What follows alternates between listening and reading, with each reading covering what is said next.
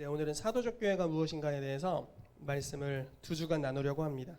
자, 사도적 교회란 무엇인가? 이번 주는 이걸 나누고요. 다음 주는 사도적 교회는 어떤 일을 하는가에 대해서 2주간에 걸쳐 나누도록 하겠습니다. 말씀을 같이 읽어볼게요. 마태복음 16장 18절 19절 말씀입니다. 같이 읽어보겠습니다. 시작.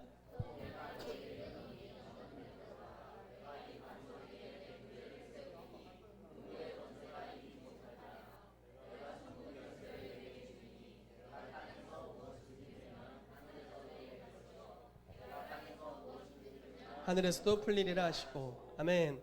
이것과 거의 같은 본문이라고 말해도 되는 성경 구절입니다. 마태복음 18장 18절에서 20절인데요. 이것도 같이 읽어보겠습니다. 시작. 땅에서 매면 하늘에서도 매일 것이요 무엇이든지 땅에서 풀면 하늘에서도 풀리리라. 진실로 다시 너희에게 이르노니 너희 중에 두 사람이 땅에서 합심하여 무엇이든지 구하면 하늘에 계신 내 아버지께서 그들을 위하여 이루게 하시리라. 두세 사람이 내 이름으로 모인 곳에는 나도 그들 중에 있느니라. 아멘. 아멘. 이 본문 말씀을 보시면 예수님께서 교회에 대해 첫 번째 언급하신 내용입니다. 그래서 이 뒤에 나올 건데요. 첫 번째 언급의 법칙이라는 게 성경에 있습니다. 성경에 첫 단어가 등장했을 때 그 단어를 이야기한 시대적 배경 또는 그 본문 속의 배경이 이 단어가 앞으로 어떻게 해석될 건지에 대해서 지대한 영향을 미치는 법칙입니다. 말을 되게 어렵게 한 것 같네요. 아무튼 그런 법칙입니다. 그래서 예수님께서 교회에 대해서 첫 번째 언급하신 게 바로 이 구절이고요. 성경에 교회에 대해서 처음 언급된 구절이라고 볼 수 있습니다. 그래서 이 본문 말씀이 앞으로 교회라는 단어를 해석하는데 큰 영향을 미치는 본문이다라고 보시면 되겠습니다. 자, 교회를 이렇게 표현하시죠. 교회를 내가 세울 거다. 여기서 말하는 교회의 헬라어 원어는 에클레시아를 말하고 있습니다. 굉장히 많이 설교했었죠. 음부의 권세가 이기지 못하리라. 이러니까 꼭 음부의 권세가 우리를 때리는데 결국 쟤네가 이기지 못한다. 이런 해석이 될 것 같지만 사실 본문 원어적인 해석은 이렇습니다. 지옥의 문이 교회의 공격을 견뎌내지 못할 것이다 라는 뜻입니다. 그러니까 마귀는 수비수고 우리는 공격수입니다. 공격수 여러분 축복합니다. 아멘. 그래서 천국 열쇠를 너희에게 주겠다. 자, 천국 열쇠가 있다라는 것은 천국의 문이 있다라는 것이고, 열쇠라는 것은 그 천국을 들락날락할 수 있는 권세가 있다라는 뜻이죠. 그래서 열쇠를 너희에게 줄 것이다. 그래서 순서가 되게 특이합니다. 땅에서 무엇인지 매면 하늘에서도 매일 것이다. 땅에서 풀면 하늘에서 풀릴 것이다. 자, 하늘에서 너희를 위해 무언가를 해주리라. 그러니까 땅에서 너희가 반응하라. 이렇게 이야기하고 있는 게 아닙니다. 땅에서 너희가 무엇을 하면 하늘에서도 그 일을 해주겠다. 이렇게 표현하고 있습니다. 매다라는 단어는 금지라는 단어의 표현입니다. 자, 땅에서 뭐 예를 들어 저희 집 고양이한테 너 소파 위에 올라가지 마. 이렇게 이제 저희 집 고양이들에게 그렇게 하거든요. 그러면 애들이 올라가지 않습니다. 저희 집에 이렇게 매트 같은 게 하나 거실에 깔려 있는데요. 애들이 얼마나 교육을 잘 받았는지 저희가 있을 때 여러분 고양이 아시죠? 고양이 키우는 사람은 주인이라고 하지 않고 집사라고 합니다. 그 정도로 고양이의 권위가 이렇게 한국에서 드높은데 그런데 저희 집 고양이들은 다 길들여져 있습니다. 그래서 너 일로 돌아와야 돼. 그러면 이제 매트 위에 못 올라가고 돌아서 갑니다. 그 좁은 통로를 돌아서 다니는 게 바로 금지하다라는 매다라는 뜻이라고 보면 됩니다. 그래서 예를 들어 사단이 역사하는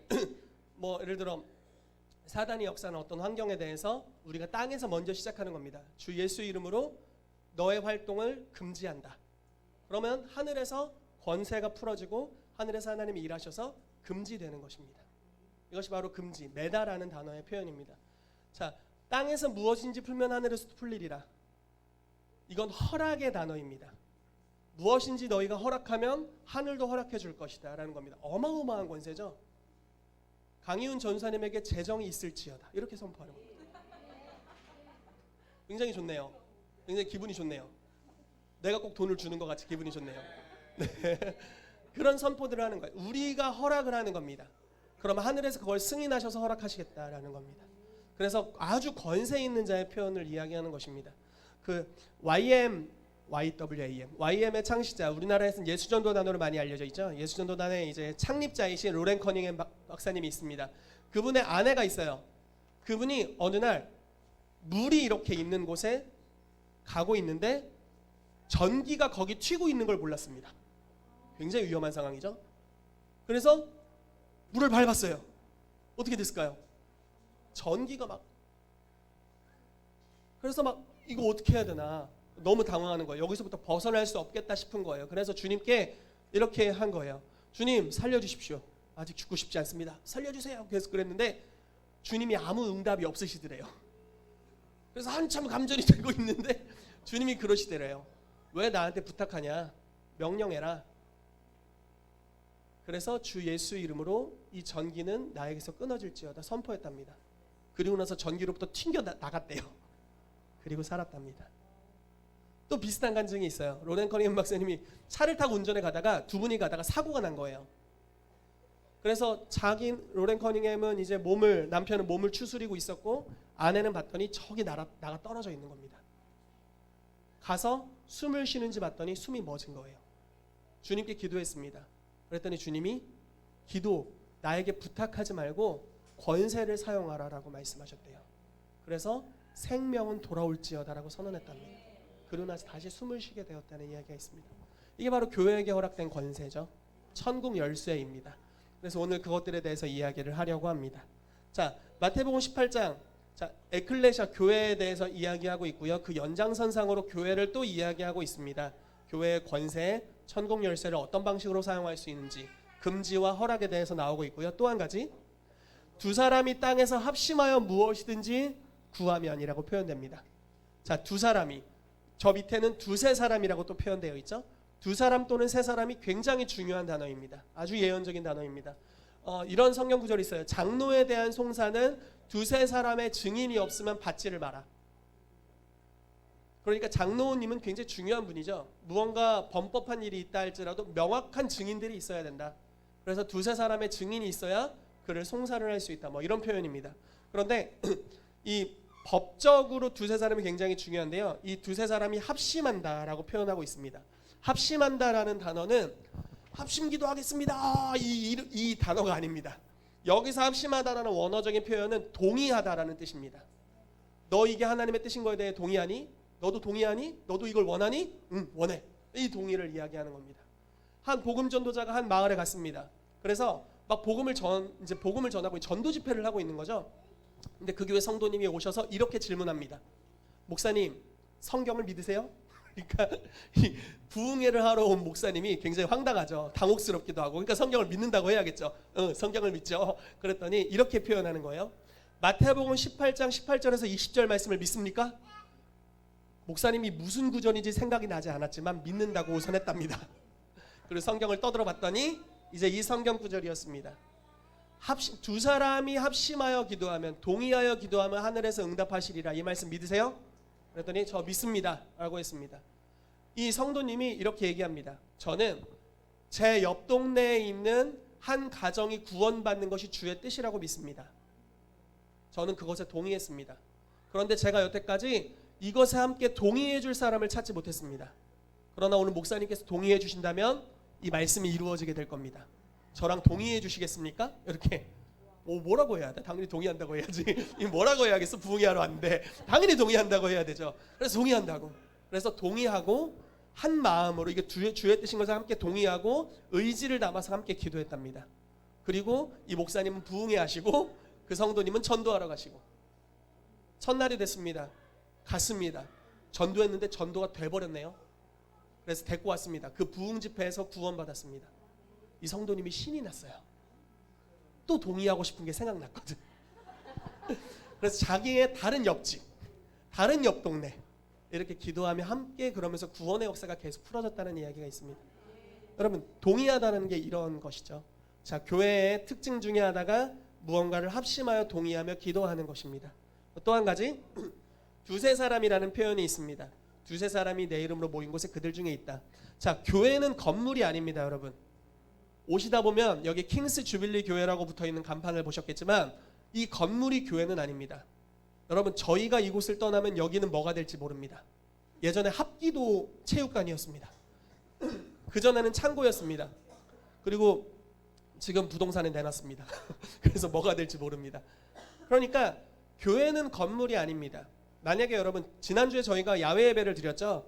저 공주라는 동네에 갔습니다. 만약에 그날 여러분 교회에서 모임이 있습니다 라고 한다면 교회 성도라면 여기 오면 안 됩니다. 그날은 여기가 교회가 아니었거든요.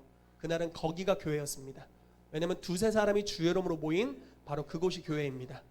즉 여러분들이 함께 모여있는 것이 교회인 줄로 믿습니다. 아멘. 우리 교회이신 분들을 좀 쳐다보시면서 인사합시다. 당신이 바로 교회입니다.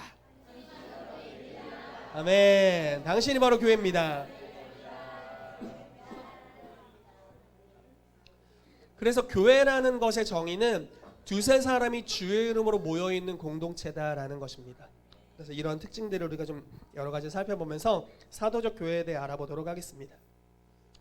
자, 이런 순서로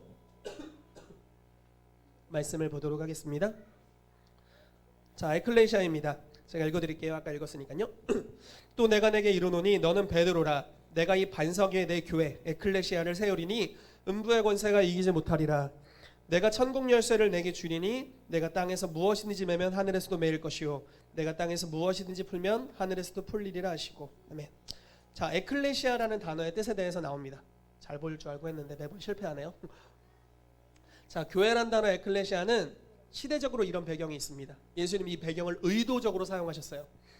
자, 로마 정부가 식민지를 통치하고 로마화하기 위해 대사로 파송받은 총독부였습니다. 자, 이게 때로 달라져요. 이게 헬라 시대, 로마 시대 단어거든요. 예수님은 그 당시에 에클레시아라는 단어를 의도적으로 사용하셨어요. 성전이라는 단어가 있었고 뭐라고 해야 될까요? 그 당시에 회막이라는 단어도 있었을 테고 성막이라는 단어도 있을 수 있고 그 랍비들이 모여서 하는 데가 어디죠? 회당. 회당이라는 단어도 있을 겁니다. 그 당시 교회를 뜻할 수 있는 많은 단어들이 있었어요. 그런데 주님께서 의도적으로 이 에클레시아라는 그 당시 종교적 언어가 아닌 사회학적인 용어를 사용하십니다. 이 단어를 사용하셔서 의도적으로 앞으로의 나의 교회는 이런 정체성을 가지게 되어야 된다라는 걸 표명하셨습니다. 사도도 동일합니다. 여러분, 사도는 종교 용어가 아니었습니다. 여러분 생각해 보세요. 예수님께서 이 땅에 오셨어요. 이 땅에 오셔서 이스라엘 백성을 하나님께로 이끌어 갑니다. 그럼 여러분 의도적 생각을 해보십시오. 구약 시대에 사도라는 단어가 있었습니까? 없었죠. 구약에 사도라는 단어가 없어요. 그러니까 예수님께서 제자들을 이끌고 갈 때 여러 가지 명칭이 있었을 거예요. 쓸 수 있는. 그 당시에 제자들을 이끌고 다녔던 구약의 하나님의 사람들의 무리를 일컬어 선지자들이라고 일컬었습니다. 그러면 너희는 선지자들이다 이렇게 했어도 됐어요. 그리고 제사장들이다 이렇게 표현했었어도 됐을 겁니다. 레위인들이다 이렇게 했어도 됐을 거예요. 근데 그런 단어를 의도적으로 사용하지 않으십니다. 예수님을 따르는 제자들을 향해서 사도들이라고 표현하십니다. 사도도 그 당시의 사회적 용어였습니다. 무슨 용어냐면요. 총독부라고 했잖아요. 이 총독부의 우두머리가 사도였습니다. 자, 그럼 예수님 시대 실제로 로마 총독부에 파견받은 사도는 누구였을까요? 베드로 이러시면 곤란합니다. 그 당시에 실제로 로마에 파송된, 로마로부터 이스라엘을 정복하기 위해 파송된 사도가 누구였을까요? 빌라도입니다. 빌라도가 사도라는 이름을 가진 실제적 사회학적 인물이었습니다. 근데 예수님께서 이제 자기의 나라를 확장시키고 하나님의 나라와 같이 바꾸는 자들로 사도라는 이름을 사용하신 거죠. 그래서 에클레시아, 사도, 아주 연관성 있는 단어다라고 보실 수 있습니다. 자, 그렇습니다. 다시 계속 가볼게요. 이 교회라는 단체는 로마 정부의 권위를 가지고 식민지를 통치했고 로마의 문화체계를 세워나갔습니다. 그러므로 마태복음에 말하는 교회란 하나님의 나라로부터 이 땅에 보내심 받은 기관으로 하나님 나라의 문화체계들을 이 땅에 풀어내어 이 땅에 하나님 나라가 임하게 하고 하나님의 뜻을 하늘에서 이룬 것 같이 땅에서 이루라고 위로부터 권세를 받고 보냄받은 단체입니다. 이것이 바로 교회에 대한 예수님이 언급한 첫 번째 언급의 법칙에 해당되는 교회의 정의다라고 볼 수 있습니다. 그러면 여러분, 교회의 사도성이라는 것은 절대 빠져서는 안 되는 가장 중요한 핵심입니다. 교회가 이 땅에 존재하는 이유입니다. 여러분, 그런데 자 봅시다. 이 교회 에클레시아라는 단체의 구성원들이 어땠을 것 같으세요? 만약에 로마가 정부 입장으로 저기를 식민지화했어요. 그리고 이제 다스릴 자들을 보내요. 그럼 아무것도 모르는 사람을 보낼까요? 전문가들을 보낼까요? 각 개의 전문가들을 보내겠죠. 제가 이제 우리 지연자매가 국제개발협력 맞습니까? 국제개발협력이라는 일을 잠깐 했었고 그 일들 가운데 제가 들어가서 일을 했는데요. 콩고라는 나라를 이제 원조를 했답니다. 그리고 평가하기 위해 들어갔다 왔는데 여러분 생각해 보세요. 한 나라를 원조하기 위해 들어간 사람들이 그냥 그 영역에 대해 전혀 모르는 사람들이 들어갔을까요? 아니면 각계의 전문가들이 들어갔을까요? 각계의 전문가들이 들어갔겠죠. 예를 들어 농업에 대한 원조였다면 농업 전문가들이 들어갔겠고 의료에 대한 원조였다면 의료 그것도 한쪽 분야만이 아니라 여러 분야의 사람들이 들어갔을 겁니다. 자, 나라를 바꾸기 위한 파송된 기관입니다. 그러면 나라의 모든 부분에 빠삭하고 권세를 가지고 있고 영향력이 있는 사람들이 갔다라는 것입니다.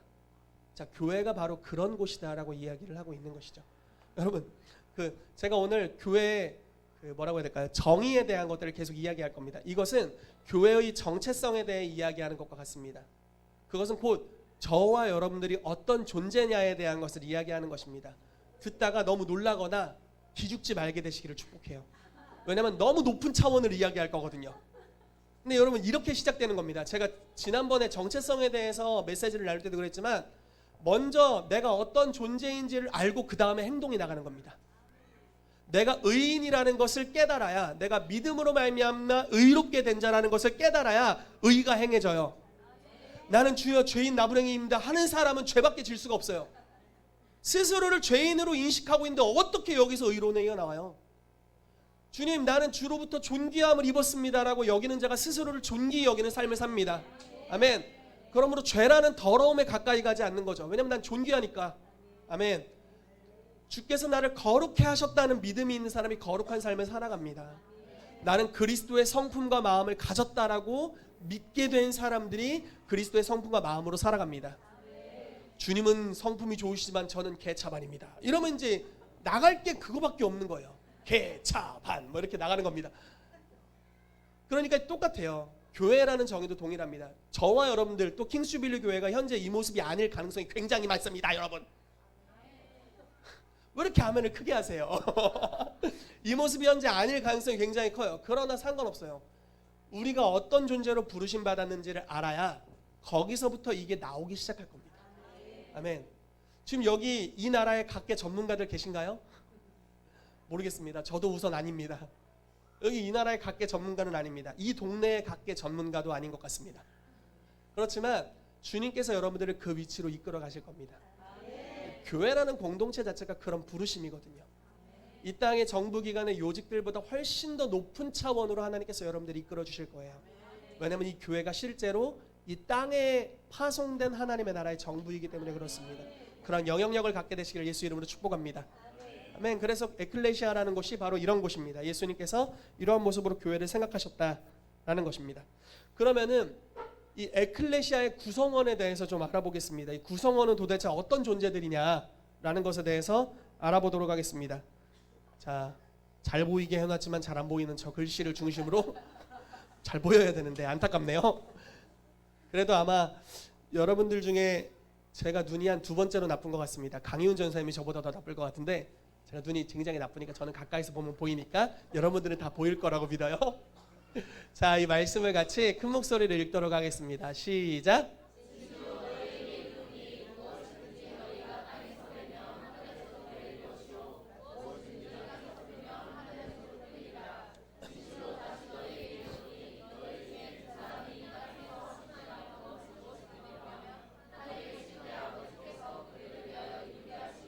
아멘.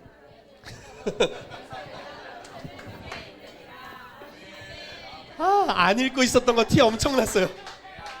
죄송합니다. 항상 깨어 있었어야 되는데 이렇게 빈틈이 많네요. 참, 안 읽고 있었던 거 들켰네. 네. 편집도 안 되고 큰일 났어. 라이브야. 내 이름으로 모인 곳에 나들 그들 중에 있느니라. 아멘입니다.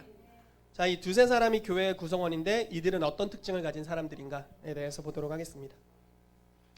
자, 첫 번째로 이들은 하나님의 성전입니다. 자, 하나님의 성전은 하나님의 집이다라고 볼 수 있죠. 여러분 성령이 여러분들 안에 계심을 믿으십니까?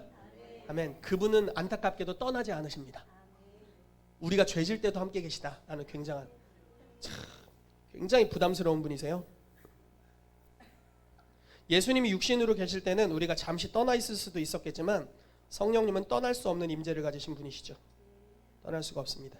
고린도전서 6장 19절 말씀에 너희 몸은 너희가 하나님께로부터 받은 바 너희 가운데 계신 성령의 전인 줄을 알지 못하느냐. 이는 네게 아니다. 이렇게 말씀하고 있습니다. 고린도전서 3장 16절에 너희는 너희가 하나님의 성전인 것과 하나님의 성령이 너희 안에 계시는 것을 알지 못하느냐 라고 말씀합니다. 자, 우리가 하나님의 성전입니다. 하나님께서 여러분들 안에 계시는 줄로 믿습니다. 그러면 여러분, 이 성전이라는 단어 또는 하나님의 집이라는 단어가 언제 처음 나올 거라고 생각하세요? 하나님의 집 언제 처음 나올까요? 언제 나왔을까요? 할렐루야. 임수경 집사님 거의 뭐 정답이라고 볼 수 있습니다. 자, 하나님의 집이 언제 처음 나타나나 보도록 하겠습니다. 우선 첫 번째 언급의 법칙입니다. 성경에 어떤 단어나 이름이 첫 번째로 언급된 경우 그 단어의 뜻은 그 본문의 배경에서 언급한 뜻에 지대한 영향을 받는다는 법칙입니다. 예를 들어서 기도라는 단어가 언제 처음 나오는 줄 아세요? 성경에 언제 기도가 처음 나올까요?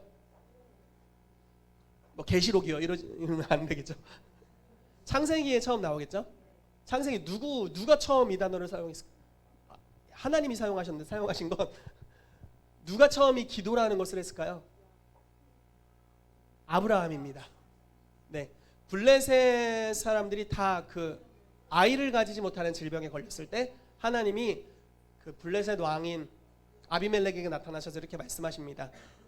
아브라함에게 찾아가라. 저가 너를 위해 기도할 것이고 너희가 나을 것이다 라고 이야기하셨습니다. 그런데 이 기도라는 단어가 선지자라는 단어와 같이 언급됩니다. 자, 이렇게 하나님 말씀하셨어요. 아비멜렉아, 네가 나에게 의도적으로 범죄하지 않은 것에 대해서 내가 알고 있다. 그러므로 아브라함을 찾아가라. 그는 선지자니 그가 너를 위해 기도할 것이요 너희가 낫게 될 것이다. 선지자와 기도가 같이 언급되어 있습니다. 그러므로 여러분들이 예언 꽤나 한다면 기도도 꽤나 하셔야 합니다. 이해되셨어요? 자, 예언과 기도는 뗄래야 뗄 수 없는 관계다라는 것입니다. 그래서 이게 이제 첫 번째 언급의 법칙에 나오는 이런 식으로 우리가 볼 수 있습니다. 자, 그렇다면 하나님의 집에 언제 처음 나오는지, 자, 여기 있습니다. 뭐 다 아시는 분들은 아실 건데 하도 많이 얘기해서 강희훈 전사님이 제 간증을 들으면 그 다음 레파토리가 뭔지를 알고 계시더라고요. 제가 외부 사역을 많이 나갔었잖아요. 그러면 저 다음은 이 간증이야 이렇게 알고 계시더라고요. 너무 많이 읽혔어요. 네, 신선한 계시가 필요한데 아직은 이 말씀에 제가 머물고 있습니다. 창세기 28장 12절 16절 17절이 좀 많이 생략했어요. 길어서 같이 읽어보겠습니다. 시작.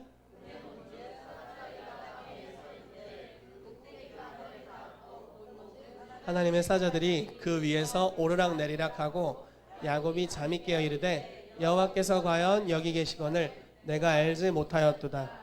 이에 두려워하여 이르되 두렵도다. 이곳이여 다름 아닌 하나님의 집이요 하늘의 문이로다 하고. 아멘. 자, 하나님의 성전, 하나님의 집이라고 표현할 수 있죠. 그런데 이 집이라는 단어가 여기 처음 언급됩니다. 자, 이 장소, 지금 장소를 언급하고 있어요. 야곱은. 이 장소의 실제 지명이 뭘까요? 네, 베델입니다.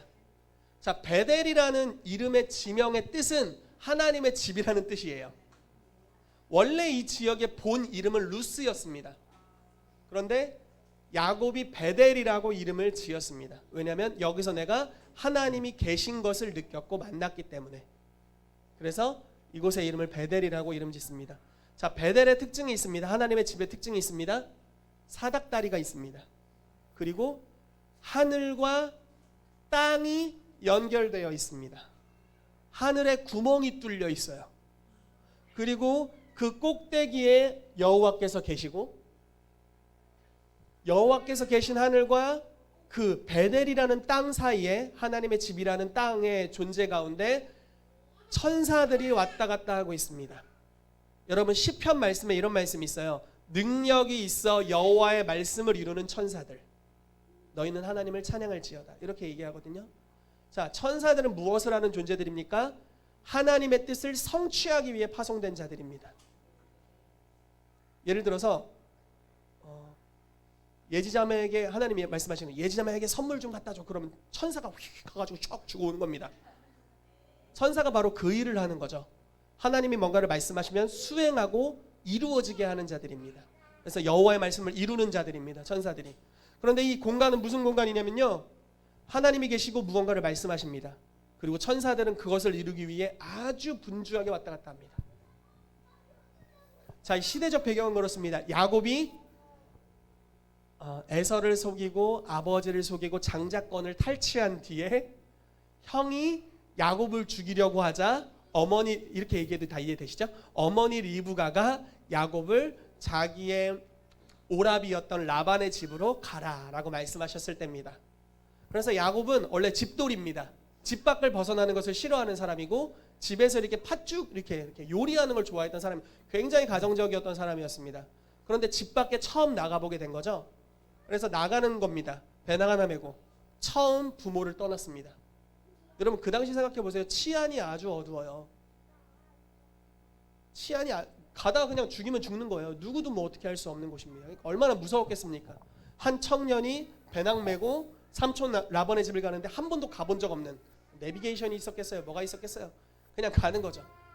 그냥 가는 건데 가다가 졸리다, 어두워졌어, 누워볼까 하고 누웠는데 거기서 꿈을 꾼 겁니다. 꿈에서 하나님을 만났고 하나님께서 높은 하늘에 계셨고 사닥다리가 있었고 천사들이 오르락내리락 했고 하나님 이렇게 말씀하시는 거예요. 내가 너의 조상 아브라함과 너의 아버지 이삭의 하나님이다. 내가 그들에게 언약한 것을 너를 통해 이룰 것이다. 너의 자손은 가나안 땅을 얻게 될 것이다. 너는 그리고 엄청 잘 될 거야. 계속 아브라함의 복에 대해서 예언하십니다. 그런데 천사들이 왔다 갔다 하고 있어요. 그리고 꿈에서 깨어납니다. 그 다음부터는요, 야곱이 직접적으로 하나님의 음성을 듣습니다. 그 다음부터는 야곱이 삶이 완전히 하나님의 계획 안으로 들어가 버려요. 여러분 가끔 그런 거 느끼지 않으세요? 내가 하나님의 손바닥 위에 있구나. 내 인생이 마음대로 흘러가지 않고 하나님이 뭔가 계획하신 시간표대로 내가 쫙 껴가지고 이렇게 막 시계 톱니바퀴 굴러가듯이 같이 굴러가는 것 같은 느낌 들으신 적 있으세요? 하나님이 나를 이렇게 삶의 스케줄로 돌리는 그때에 온 거예요. 그래서 이제 내 삶을 사는 게 내가 사는 게 아니라 뭔가 이 땅의 표징으로서 살아가게 돼요. 하나님을 나타내는 자로서 살게 되는 거죠. 그러한 시간표로 돌입하게 된 게 이 꿈을 꾼 직후입니다. 여러분 그래서 이 베델의 특징은 하나님이 계시고 하나님이 뭔가를 선포하시고 그 선포하신 내용은 우리를 향한 하나님의 뜻, 이 땅을 향한 하나님의 뜻입니다. 그리고 천사들은 그걸 이루려고 왔다 갔다 하는 장소, 그것이 바로 베델이라는 하나님의 성전 베델이라는 장소의 뭐라고 해야 될까요? 첫 번째 언급된 특징이다 라고 볼 수 있습니다. 그러면 여러분 이 특징이 신약에도 똑같이 언급된 적이 있어요. 거의 말씀을 컨트롤 CV 한 것처럼 복붙을 한 것처럼 갖다 붙여놓은 성경 구절이 있습니다. 어딜까요? 우리 선생님 앞자리에 계셔가지고 아주 그냥 요한복음 1장에 있습니다. 한번 보도록 해요. 선생님이 앞자리에 계시면 질문하기 위험한데 나나 왜 그러세요 선생님? 진짜. 스포. 제가 제일 싫어하는 게 스포인데 자꾸 제가 어벤져스를 안 봤는데 어벤져스 스포를 하려는 분들이 계셔가지고 괴로웠었습니다. 강모 희윤 전도사님이라고. 요한복음 1장 51절 말씀인데요. 거의 똑같아요. 성경 구절이. 또 가라사대 또 이르시되 진실로 진실로 너희에게 이르노니 하늘이 열리고 하나님의 사자들이 인자 위에 오르락내리락 하는 것을 보리라. 자, 창세기 28장에는 천사들이 어디 위에 오르락내리락 했나요? 야곱 위에 오르락내리락 했나요? 베델 위에 오르락내리락 했나요? 아니면 그냥 돌멩이 위에 오르락내리락 했나요? 창세기 28장에는 명확하게 지명을 이야기합니다. 이 장소에 오르락내리락 했다라고 표현합니다. 여러분 실제로 오늘날에도 베델에 가면은 베델이라는 실제 지명이 있죠. 이스라엘 땅이죠. 거길 가면 열린 하늘을 경험하기 쉽답니다. 가보고 싶네요. 요한이 데리고 해외여행. 아직 오래 기다려야 될 것 같습니다. 그런데 지명으로 표현된 장소로 표현된 베델이 이제 하나님의 집이 한 인격에게로 지금 되고 있습니다. 자, 너희에게는 하늘이 열리고 하나님의 사자들이 인자 위에. 자, 이 인자가 누구십니까? 예수님이시죠. 예수님 위에. 인자라고 왜 표현하냐면요, 사람의 아들이라는 뜻이에요. 혹시 모르실 수도 있어서 이런 표현을 자주 쓰십니다. 난 사람의 아들이다, 이 표현을 자주 쓰세요. 인자 위에 오르락 내리락 하는 것을 보리라. 즉 무슨 말이냐면요, 여태까지는 성전이 지명이었어요. 어떤 장소였다고요. 그래서 거길 찾아가야 됐어요. 거길 가면 하늘에서 천사들이 오르락 내리락 하고 하나님의 음성을 들을 수 있고 무언가 말씀하시고 주의 뜻이 이루어져요. 거기 가야. 그런데 이때부터는 어떻게 바뀌냐면요, 한 인격이 하나님의 성전이 되셨어요. 그래서 어떤 일이 발생합니까? 누가복음 6장 일이 발생하는 거예요. 성전이신 분께로 가야 돼요. 예수님이 어디를 가든 거길 가야 돼. 예수님이 가버나움에 가면 가버나움에 가야 돼요. 예루살렘 가시면 예루살렘 가고, 킹스빌리 오시면 킹스빌리 오시고, 이렇게 해야 돼요. 예수님이 움직이는 곳에 가야 거기 하늘문이 열려 있고 거기가 하나님의 성전이고 하나님의 집이었습니다. 자, 문이라는 단어와, 제가 좀 이렇게 왔다 갔다 하는 것을 이해해 주십시오. 문이라는 단어와 성전이라는 단어를 지금 동의어로 표현합니다. 아까 봤어야 되는데 깜빡했어요. 짠, 짠. 네, 하나님의 집이라는 단어와 하늘 문이라는 단어를 동의어로 표현해요. 자, 보세요. 이것은 다름 아닌 하나님의 집이요 이는 하늘의 문이로다. 자, 집이 곧 문입니다. 자, 계속 가볼게요. 그래서 누가복음 6장 19절에 온 무리가 예수를 만지려고 힘썼다. 이는 능력이 예수께로부터 나와서 모든 사람을 낫게 함이로라, 이렇게 얘기했습니다. 자, 이게 한 인격에게 임한 하나님의 집의 능력입니다. 여러분, 여러분들은 누구라고요? 여러분들은 뭐 하는 분들이세요? 성경에 말하는 두세 사람, 그 두세 사람은 뭡니까? 하나님의 성전이죠. 하나님의 집입니다. 자, 하나님의 집이면 뭐라고요? 하늘의 문입니다. 예수님은 뭐였다고요? 하나님의 집이자 하나님의 문이었습니다. 하늘의 문이었어요. 자, 예수님에게 그런 일들이 나타났다면 여러분들에게도 나타나야 된다는 거예요. 여러분들을 만지면 그냥 치유돼야 되는 거예요. 아유, 아파요, 이렇게 가고 있는데 나랑 툭 스쳤어. 근데 나 샀네, 이런 일이 발생해야 된다는 거예요.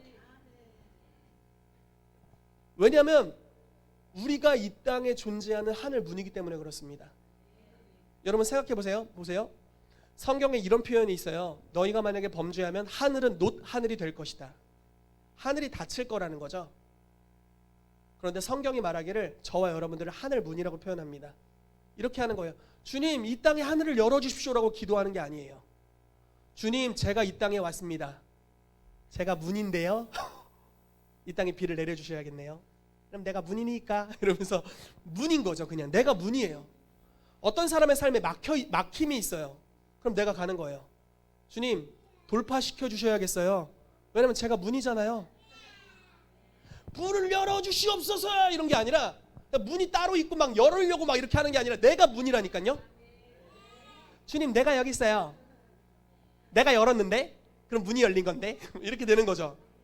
그러니까 이 정체성이 엄청 중요합니다. 여러분, 권세를 아는 자가 권세를 바로 사용할 수 있어요. 여러분, 백부장에 대해서 아시죠? 성경에 예수님께 하인을 치료해달라고 했던 백부장입니다. 이 사람 권세를 이해하고 있어요. 왜냐하면 이 사람은 100명의 군인을 거느릴 권세 있는 자였거든요. 예수님께 이렇게 요청합니다. 주님, 우리 집에 오지 마세요. 나 부담스럽습니다. 그냥 말씀만 해주십시오. 저도 사람을 부리는 자입니다. 그래서 저는 100명의 사람들을 부릴 수 있습니다. 제가 이렇게 하라면 이렇게 하고 저렇게 하면 저렇게 합니다. 예수님도 말씀으로 뭐든지 가능하신 분임을 제가 알고 있습니다. 왜냐하면 당신은 권세가 있습니다. 내 아이의 질병을 향해서 치유되라고 하면 이 아이가 치유될 겁니다. 말씀만 하옵소서. 그래서 예수님이 놀랍다, 이 믿음이 놀랍다라고 말씀하시고 말씀을 툭 던지시죠. 그리고 어떻게 됩니까? 하인이 그 즉시로 낫게 됩니다. 권세를 이해한 자가 권세를 사용할 수 있습니다. 백부장은 자기의 권세를 알았고 예수님의 권세를 알았습니다. 여러분들도 예수님의 권세를 알게 되기를 축복하고요. 여러분들이 여러분들에게 어떤 권세가 주어졌는지 알게 되기를 축복합니다. 그래서 그것을 사용하게 되기를 축복합니다. 그래서 하늘 문으로서 예수님께서 이렇게 사역하셨고 여러분들도 그와 같은 존재다라는 것입니다. 아멘. 우리 옆 사람을 좀 쳐다보면서 당신이 하늘 문입니다, 이렇게 좀 고백합시다.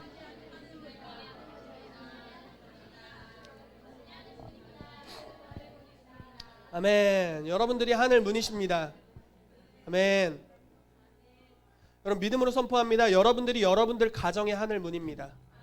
아멘. 가정에 막힘이 있다면 당신 자체가 문입니다. 문이다. 내가 문이다. 여러분들의 사업에 문제가 있다면 여러분들이 문입니다. 혹시나 이 교회에 문제가 있다면 여러분들이 문입니다. 책임 전가 같아. 도와주십시오 여러분. 네, 함께 하시죠. 그래서 우리가 문입니다. 여러분 이 땅에 존재하는 하늘 문들입니다. 이 땅에 여러분들이 없으면 이 땅 금방 망할 거예요. 문이 없으니까. 물론 우리만을 이야기하는 건 아니죠. 교회가 없다면 빠르게 망할 겁니다. 왜냐하면 하늘 문들이 없어지기 때문에 그렇습니다. 자, 계속해서 나가보도록 하겠습니다.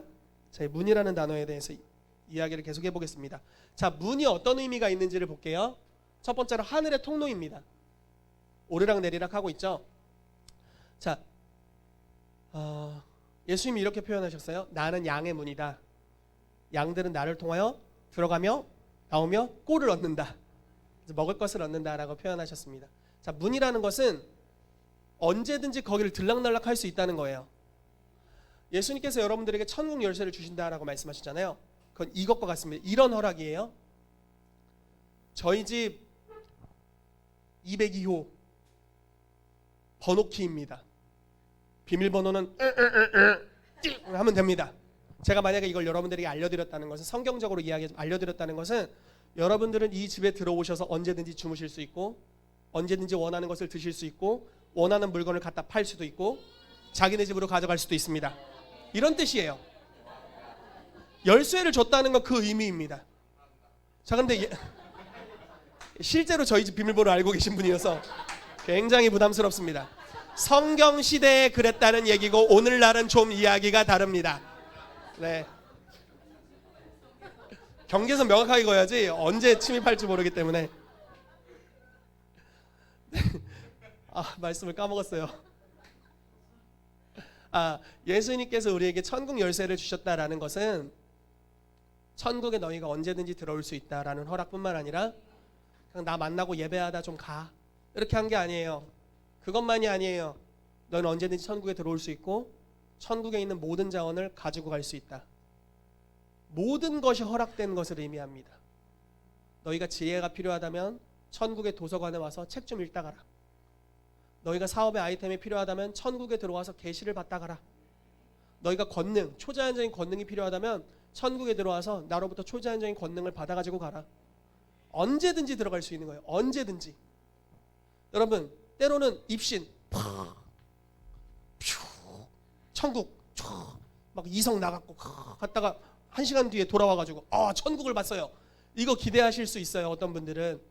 그런데 여러분, 저와 여러분들은 빌립보서 말씀에 천국의 시민권을 가진 자입니다.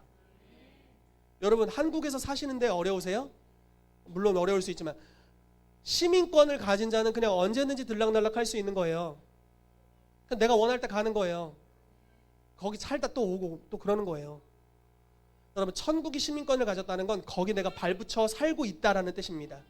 그리고 빌립보서 말씀에 기록하기를 저와 여러분들의 현재 위치는 하나님 보좌 우편에 있는 예수 그리스도 안에 있다라고 표현되고 있습니다. 이미 저와 여러분들의 존재가 천국 안에 있습니다. 이 우리의 정체성을 표현하고 있는 겁니다. 우리가 소킹을 하거나 이렇게 하게 되면 주님의 임재 가운데 젖어들게 되죠. 그럼 우리가 실제로 어느 위치에 있는지 그곳에 가게 됩니다. 그곳에서 우리가 주님을 만날 수 있고 주님을 경험할 수 있습니다. 주님이 보여주시는 환상을 볼 수 있고 주님이 즉각적으로 주시는 권능을 받을 수 있습니다. 모든 것이 천국에 있습니다. 여러분 이 땅은 완전하지 않아요. 문제투성입니다. 경제 영역에 가도 문제가 많고 정부도 문제가 많겠고 모든 영역, 교육도 문제가 많겠고 모든 영역에 문제들이 있습니다. 그러나 천국은 그 모든 문제의 해결책이 다 있어요. 그러므로 천국에 자주 들락날락하게 되시기를 축복합니다. 왜냐하면 그곳에 해결책이 있거든요. 이 땅은 그 해결책을 기다리고 있습니다. 아멘. 여러분 열방을 변화시키는 하나님의 책이라는 책이 있어요. 로렌 커닝햄 목사님이 쓰신 책인데요. 이런 책입니다. 이 사람은 실제로 전 세계 일주를 한 5손가락 안에 꼽히는 사람이에요. 한 명이 통치하는 나라도 가봤대요. 그런 나라도 있답니다. 전 세계에 있는 모든 작은 나라든 큰 나라든 다 가봤답니다.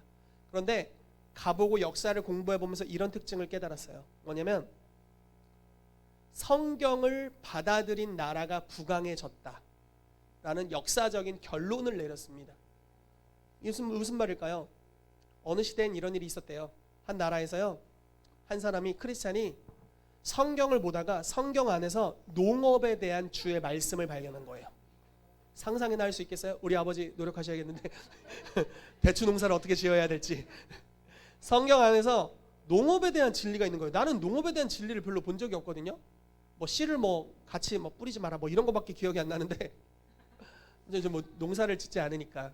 그런데 농업에 대한 진리를 발견한 거예요. 그리고 적용한 겁니다. 농업 생산이 나라가 부강해지는 거죠. 그런 식으로 모든 영역에 걸쳐서 하나님의 말씀이 이 땅에 해결책이 되는 겁니다. 성경을 어떤 방식으로든 국가적으로 적용한 나라는 다 부강해졌어요. 이것이 바로 진리의 힘입니다. 하나님의 말씀의 능력이죠. 시대는 변하고 유행은 바뀌고 경제적 유행이 바뀔 수 있습니다. 그러나 하나님의 말씀은 영원히 서 있습니다. 그 말씀이 왜 진리입니까? 언제 적용해도 다 돼. 어느 시대에 적용해도 그 말씀은 항상 의롭고 항상 관통하고 항상 역사하는 힘이 있어요. 왜냐하면 풀은 마르고 꽃은 시들지만 여호와의 말씀이 영원히 설 거기 때문에 그렇습니다. 여러분, 하나님의 말씀을 천국으로부터 가져오시기를 축복합니다. 그래서 이 땅에 해결책이 되어주시기를 축복합니다. 굉장히 시간이 많이 지난 것 같이 제 스스로 느낍니다. 자, 다음 넘어가 볼게요. 문은 하늘의 통로입니다. 두 번째로 지배권을 가리켜요. 이거 알고 계셨어요? 지배권. 제가 쓴 글을 읽으시라고 하기엔 너무 부끄러우니까 제가 읽겠습니다. 성경이 기록된 시대에는 한 도시의 정부와 상업이 그 도시의 문에서 진행되었습니다. 정부가 문에 위치했어요. 그러므로 문이란 성곽 도시의 안전을 마련해주는 한편 또한 도시나 혹은 국가의 지배권을 가리킵니다. 자, 잠언 31장 23절 말씀입니다. 같이 읽어볼게요. 시작. 아멘. 이게 현숙한 여인을 잠언 31장에 이제 표현하고 있는데요. 제가 어제 아내에게 물어봤습니다. 너는 현숙하니? 자신 있게 그렇다고 하더라고요. 그럼 내가 장로님들과 더불어 앉겠구나 이렇게 얘기했습니다. 말씀을 준비하다 말고 제가 가서 물어봤죠. 이게 바로 정체성. 현재는 아닐 수 있지만, 현재 그 모습은 아닐 수 있지만 정체성. 난 현숙한 여인이다. 그러면 이제 거기서부터 이제 나오는 거죠. 그러나 제 아내는 실제로 현숙한 여인입니다, 여러분. 이래야 집에 가서 살아남을 수 있기 때문에 현재 그 모습 그대로, 이것은 정체성을 뛰어넘어서 존재 자체로 현숙한 여인입니다. 마음으로부터 나왔습니다. 네. 손을 얹어보니까 네. 남편은 그 땅의 장로와 더불어 성문에 앉으면, 이게 무슨 뜻이냐면요, 장로와 더불어 성문에 앉는다라는 거예요. 성문은 통치하는 장소다라는 겁니다. 여러분, 그 성경에 룻기 아시죠? 룻기에 보시면 보아스라는 사람이 나옵니다. 그래서 보아스가 원래 룻의 그 뭐 물을 짜? 기업 물을 짜. 선생님들이 많이 계셔서 감사합니다. 이렇게 여러분들이 문의해요. 같이 책임져 가는 겁니다. 자, 기업 물을 자가 아니었어요. 원래 1차적인 기업 물을 자가 아니었습니다. 그 이전에 더 빠른 기업 물을 자가 있었어요. 그래서 그가 쇼부를 칩니다. 나 룻을 아내로 삼고 싶다. 그런데 네가 첫 번째 기업 물을 자인데 네가 룻을 데려가겠냐? 그랬더니 나 싫다, 부담스럽다. 그러면 그거에 대해서 나와 같이 성문으로 가서 장로들 앞에서 증언해라 라고 이야기합니다. 성문으로 갑니다. 장로들 앞에 갑니다. 증언합니다. 그리고 장로들이 법적으로 땅땅땅 때립니다. 이제 룻의 첫 번째 기업 물을 자는 이 사람이 아니라 보아스 너다. 법적인 선포를 하는 장소가 바로 성문이었습니다. 자, 문이 바로 그런 곳입니다. 하늘의 문이라는 것은 하늘 정부라는 표현입니다. 자, 그럼 반대로요, 지옥의 문이라는 것은 뭘까요? 지옥 정부입니다. 이해되시겠죠? 자, 마태복음 16장 18절에 내가 반석 위에 교회를 세울 건데 음부의 권세, 지옥의 문이 이기지 못할 것이다 라고 선언하고 있습니다. 이게 문의 표현 두 번째입니다. 지배권. 첫 번째는 하늘의 통로, 두 번째는 지배권에 대한 것입니다. 그러면 특징을 좀 살펴보죠. 지옥의 문과 천국 열쇠가 어떤 역할을 하는지 다 나오죠. 교회는 천국 열쇠랑 관련이 있고요, 지옥의 문을 부수는 것과 관련이 있습니다. 여러분, 마귀가 이 땅을 정복해 갈 때 어떤 방식으로 정복해 갈까요? 그들도 정부를 가지고 있습니다. 통치 체계를 가지고 이 땅을 정복해 갑니다. 아주 뿌리 깊은 통치 체계를 갖고 있습니다. 그 통치의 근원은 사람들의 죄입니다. 죄로부터 그들은 자기들의 정부를 세우고 그곳에서 합법적으로 왕노릇합니다. 이런 얘기를 들어볼게요. 미국에 한 번도 가본 적 없지만 가보고 싶습니다. 텍사스에 어떤 한 지역이 있답니다. 그 지역에요, 동성애자들이 엄청 모여들고 있대요. 그래서 왜 하필 이 지역일까? 중보기도자들이 역사를 파내기 시작했습니다. 기도하면서요. 역사를 연구했는데 어떤 결과가 이르렀냐면요, 원래 그 지역에 살던 원주민들은 식인 원주민들이었습니다. 식인종이었어요. 그런데 그들이 타 부족과 전쟁을 하잖아요. 그러면은 타 부족과 전쟁을 하기 직전에 동성애를 했답니다. 남자들이. 왜냐하면 그것이 우리의 남성성을 더욱 강하게 해준다라고 믿었답니다. 주술적 행위로서 동성행위를 했고 전쟁에 나갔고 그들이 사람을 이기면 잡아먹었답니다. 그리고 이런 얘기 해도 되나? 그들이 좋아했던 고기는 스페인 사람 고기였답니다. 그래서 처음에 스페인이 쳐들어왔을 때 많이 먹혔다고 하더라고요. 아무튼 그리고 나서 그 종족이 사라졌습니다. 그러니까 이 땅에서 완전 없어졌어요. 전쟁으로 인해서. 그리고 몇백 년이 지나고 신기하게도 그 땅에 동성애자들이 몰려듭니다. 자, 무슨 일이 일어난 걸까요? 동성애라는 죄가 한 번도 동일시 회개된 적 없이 그 땅에 남아 있습니다. 그리고 그 땅에 사단이 정부를 세웠습니다. 마귀의 통치 체계가 일어났죠. 그리고 그 땅에서 어떤 스피릿들을 풀어내기 시작하는 겁니다.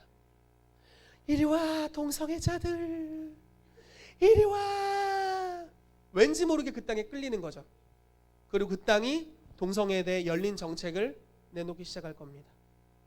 이런 식으로 마귀가 자기의 정부를 이루어 갑니다. 이게 바로 사단이 일하는 방법이죠. 그런데 교회는 어떤 존재입니까? 이 땅을 하나님의 나라와 같이 바꾸는 천국 열쇠를 가진 자들이고 문인 존재들이고, 지옥의 문, 지옥의 정부는 교회의 공격을 견뎌내지 못할 것이고, 우리는 무엇이든지 금지하면 땅에서 금지될 것이고 무엇이든지 허락하면 허락되는 존재입니다. 그래서 그 땅에 가 선포할 수 있는 거죠.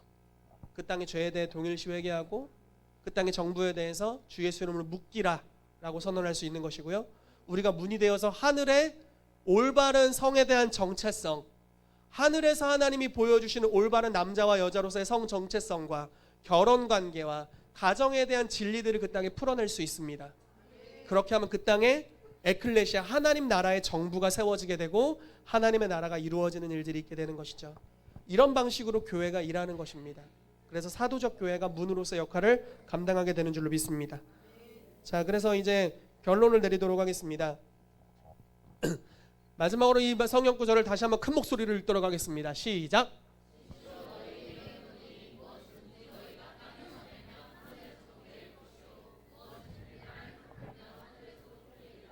진실로 다시 너희에게 이르노니 너희 중에 두 사람이 땅에서 합심하여 무엇이든지 구하면 하늘에 계신 내 아버지께서 그들을 위하여 이루게 하시리라. 내 이름으로 모인 곳에는 나도 그들 중에 있느니라. 아멘. 잘 보이라고 써놨는데 진짜 안 보이게 수수께끼로 감춰놨네요. 자, 여러분, 그래서 사도적 교회를 정의하도록 하겠습니다. 사도적 교회는 에클레시아죠. 그런데 에클레시아의 구성원들은 뭐 하는 사람들이냐? 하나님의 집들입니다. 저와 여러분들은 하나님의 집입니다. 그리고 문들이에요. 통치권을 가지고 있는 하나님의 사람들입니다. 우리가 교회로서 모일 때 여러분들 한 사람 한 사람은 각자 가지고 있는 천국의 열쇠들이 있습니다. 예수님께서 이렇게 말씀하셨죠. 마태복음 28장 말씀에 아버지께서 하늘과 땅에 있는 모든 권세를 나에게 주셨다라고 말씀하십니다. 그러므로 너희는 가라. 무슨 말씀이냐면 내가 가지고 있는 권세를 너희에게 위임하겠다. 그 위임은 하늘에 있는 초자연적인 영역만을 이야기하는 것이 아닙니다. 땅의 권세를 함께 이야기하고 있습니다. 우리는 하늘의 권세만 필요한 게 아니에요. 땅의 권세가 함께 필요합니다. 만약에 우리가 이 땅이 지옥불에 떨어질 것이고 그냥 천국에 올라가 평생 살 거라면 표현이 셌네요. 하늘의 권세만 있어도 돼요. 땅 못하러 통치해. 땅 곧 불바다 될 건데. 우리 간혹 이런 종말론을 갖긴 하죠. 그러나 여러분 주기도문을 보십시오. 예수님이 가르쳐 주신 기도는 하늘이 땅에 임할 것이다 라고 말씀하고 있고요. 계시록은 표현하기를 새 예루살렘이 이 땅에 올 것이다 라고 이야기하고 있어요. 하늘이 땅으로 오는 것이 맞는 순서입니다. 맞는 방향이에요. 물론 여러분 천국, 예수님의 재림보다 일찍 천국에 간다면 먼저 올라갈 겁니다. 그러나 예수님의 재림과 함께 동시에 내려올 거예요. 잠시 이사 갔다가 다시 하늘나라와 함께 올 겁니다. 그래서 거기가 본향인데 본향이 심지어 일로 올 겁니다. 그래서 하늘과 땅이 입맞추는 역사가 있을 거예요. 아멘. 하나님의 나라가 사람의 나라와 함께 하실 것입니다. 그리고 그분이 다스리는 나라가 임하게 될 겁니다. 이것이 우리가 믿는 신앙이죠. 여러분 교회는 바로 그 일을 가능케 하는 유일한 공동체입니다. 여러분들은 통치권을 가진 하나님의 사람들이세요. 그러므로 만약에 여러분들이 지금 내가 아무것도 없는 것 같고 내가 아무것도 할 수 없는 것, 심지어 취업도 어려워. 그러나 믿음을 가지십시오. 여러분들의 부르심은 교회로 부르셨고 지배권을 가진 자들로 이 땅에 있습니다. 주님께 여쭤보세요. 주님, 나에게 주신 천국 열쇠가 무엇입니까? 나에게 주신 하늘의 권세가 뭐고 땅의 권세가 뭡니까? 여러분 다니엘 보세요. 다니엘은 초자연적인 기름 부으심을 받았어요. 그 초자연적인 하늘의 권세죠. 어떤 것일까요? 꿈을 꾸고 꿈을 해석하는 능력을 가졌습니다. 예언하는 특별한 기름 부으심이 있었어요. 그런데 그것만 가진 게 아니에요. 땅의 권세를 받았습니다. 그것은 정치 영역의 총리라는 권세를 받았습니다. 그래서 자기가 가진 하늘의 권세를 총리라는 영향력의 자리에서 주신 위치만큼 풀어냈습니다. 두 가지가 함께 있어야 됩니다. 하늘에 뿌리 내렸지만 땅에 뿌리 내리지 않은 그리스도인들이 굉장히 많습니다. 특별히 이 은사주의 영역, 저희는 이제 은사주의 영역에 속하다고 보시면 됩니다. 성령의 은사를 강조하니까요. 특별히 이 은사주의 영역에 하늘의 권세는 무지하게 받았지만 땅에는 존재하지 않는 분들이 계세요. 그러시면 안 됩니다. 땅에 뿌리 내리셔야 돼요. 그래서 땅에 하나님이 주시는 권세를 취하셔야 됩니다. 하나님께 하듯이 사람들에게 해야 합니다. 하나님께 반응하듯이 우리의 일들을 탁월함으로 행하기 시작해야 돼요. 그러면 여러분들에게 주신 하늘의 권세와 땅의 권세가 확장될 것입니다. 아멘. 작은 일에 충성된 자에게 큰 것을 맡기시는 원리가 하늘에서나 땅에서나 동일하게 적용되고 있습니다. 그러므로 여러분들이 어떤 일을 맡고 하고 있다면 그 일에 충실하시기를 축복합니다. 여러분들이 어떤 직장 생활을 한다면 이 말씀을 기억하십시오. 다른 이의 재물에 충성된 자에게 하나님이 재정을 맡기신다라고 말씀하셨습니다. 자, 내 직장 앞으로 내 돈이 될 거 아니고 월급 받고 일하는 건데 대충 쉬면서 대충 합시다. 이러면 주님은 그 사람에게 무언가를 맡기실 수가 없대요. 남의 재정에 충실한 자가 하나님의 재정을 맡게 될 거다라고 이야기하고 있습니다. 만약에 우리가 직장 생활을 하고 있다면 그렇게 해야 합니다. 충성되게 죽게 하듯. 그러면 그 권세가 확장될 것입니다. 그리고 그때 심은 것들이 여러분들이 뭔가 개인 사업을 하든 개인이 오너가 돼서 무슨 일을 진행할 때 심은 것들이 여러분들의 삶에 거두어지게 될 것입니다. 땅의 권세가 함께 키워져 가야 되는 줄로 믿습니다. 그러므로 교회란 어떤 곳이냐? 에클레시아인데 지배권을 가진 사람들이 모인 공동체입니다. 우리 강희훈 전사님 사를 지배하셨고, 네, 정복한 자 더 이상 커지지 못하리라. 그리고 저한테 계속 믿음의 소리 나는데 저 작아요. 뭐라고 했죠? 목사님 저 작아요. 네, 작아지고 있습니다. 작아지고 있습니다. 다이어트 중이시라고 하시는데 믿음의 눈으로 봐야 되는데요. 작아지고 있습니다라고 선언하고 계세요. 각자 지배권이 있는 거예요, 여러분들에게. 성경 지배권 굉장히 좋네요. 이건 살의 지배권, 여러 가지가 있습니다. 각자 지배권이 있어요. 그리고요, 여러분, 각자에게 지배권이 있는데 그 지배권을 가진 자들이 함께 모이는 겁니다. 이게 교회입니다. 그리고 모여서 뭐하냐? 동의하는 거예요. 자, 우리가 이 대전이라는 땅을 변화시킬 거야. 그런데 너는 이쪽 영역에 대해서 지배권이 있지, 나는 이쪽 영역에 대해서 지배권이 있어. 우리가 마음을 합하자. 하나님의 뜻이 뭐니? 하나님의 뜻이 이거구나. 그럼 우리가 결정하자. 이제 앞으로 이걸 추진하는 거야. 그래서 대전이 이렇게 변하게 우리가 하자라고 결정하는 겁니다. 권세를 가진 이들이 연합해서 합심하는 것입니다. 이게 바로 천국 열쇠의 사용법입니다. 그래서 무언가를 우리가 이 땅에서, 주님 우리가 이 땅에서 이거 하기로 결정했어요.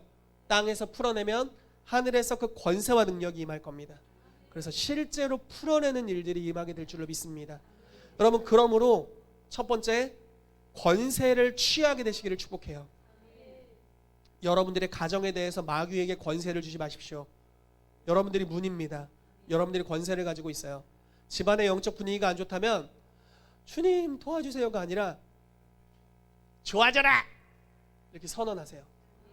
여러분들이 결정하는 거예요. 자, 여러분들이 거처하는 모든 곳의 분위기와 기류에 대한 결정권은 교회에게 있습니다. 여러분들이 가지고 있어요. 그게 아무리 강하게 보인다 할지라도 여러분들에게 있어요. 왜냐하면 여러분들의 공격을 지옥의 문은 견디지 못합니다. 그러므로 통치권을 빼앗아 오십시오. 기류를 주장하는 권세를 가져오십시오. 그래서 그 분위기를 변화시키게 되시기를 축복합니다. 그게 먼저 우리가 해야 될 일입니다. 그래서 우리의 통치권이 자라날 필요가 있습니다. 두 번째입니다. 통치권이 계속해서 자라나고 있다면 이제 함께 연합해야 됩니다. 이 땅, 이 나라가 하나님의 나라와 같이 바뀌기 위해 우리가 함께 무엇을 할 것인가를 동의하는 것입니다. 동성애 문제에 대해서 어제 우리 집사님께서, 한지혜 집사님께서 말씀해 주셨는데, 교회들이 연합해서 집회를 한다고 합니다. 그런 문제들, 또 여러 가지 사회적 이슈들이 있겠죠. 어떤 부분에 있어서는 교회들이 믿음으로 기도하고 들고 일어나야 됩니다. 피켓을 들고 나아갈 때가 있을까 하면은 때로는 정부 영역에 직접 진출해야 됩니다. 국회로 들어가야죠. 법안을 막아내야 됩니다. 가정에 대한 건강한 법들을 풀어내야 됩니다. 어떤 사람들은 가정 영역의 권위자로서 나가야겠죠. 그래서 부정적인 것을 막는 걸로 그치는 것이 아니라 긍정적인 모델을 보여주기 시작해야 됩니다. 행복한 가정을 이루는 것이 얼마나 좋은 건지, 동성애가 아니라 이성 간의 건강한 결혼 관계에서의 성이 얼마나 아름다운 것인지, 그런 것들을 계시하고 나타내주고 모델링해줘야 됩니다. 드라마를 만드는 사람들은 그런 것들을 막장 맨날 찍지 말고 막 김치로 막 때리고 막 이런 거 있잖아요. 왜 이렇게 그런 짤이 많아? 김치로 얼굴을 때리더라고요. 그런 거 말고 정말 건강한 모델을 보여줘야 됩니다. 그 과속 스캔들이라는 영화 있잖아요. 그 영화 크리스찬 영화예요. 요즘 너무 책임지지 않는 미혼모들이 많고 가정들이 많기 때문에 그걸 책임지는 모델을 보여준 겁니다. 그래서 그런 것들이 계속해서 나와줘야 되는 거죠. 권세를 사용하는 것입니다. 천국의 계시를 받고 그것을 표현해내고 이것이 진리다라는 것을 선언하는 사람들이 일어나야 될 줄로 믿습니다. 여러분, 이 교회가 그런 교회가 되기를 예수 이름으로 축복합니다. 지배권을 가지고 합심함으로 매고 푸는 교회 되기를 예수 이름으로 축복합니다. 함께 기도하도록 하겠습니다.